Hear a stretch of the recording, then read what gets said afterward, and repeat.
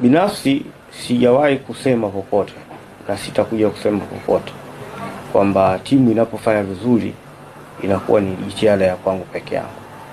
Najua tuna wenzangu ambao tunashirikiana kuhakikisha timu inafanya vizuri, lakini kwa ulimwengu wa leo kwenye mitandao huko watu wana interest zao nyingi ambazo wanazibeba, na ndio wao ambao wana mobilize watu aidha wanitukane au waseme vibaya pale timu inapofanya vibaya.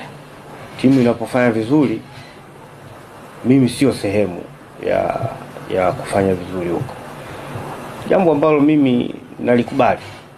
Wacha wape sifa wengine wanaowapenda na wanipe shutuma mimi kwa sababu nastahili shutuma, ila tu ndani ya nafsi zao wanaelewa ukweli kwamba mimi mtu mmoja siwezi nikazuia matokeo ya timu nzima.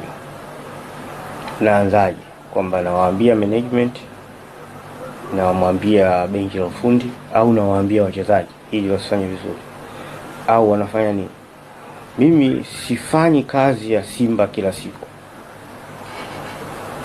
Hilo ni jambo ambalo watu wengi hawajui, na wengi hawajui structure ya uongozi wa Simba.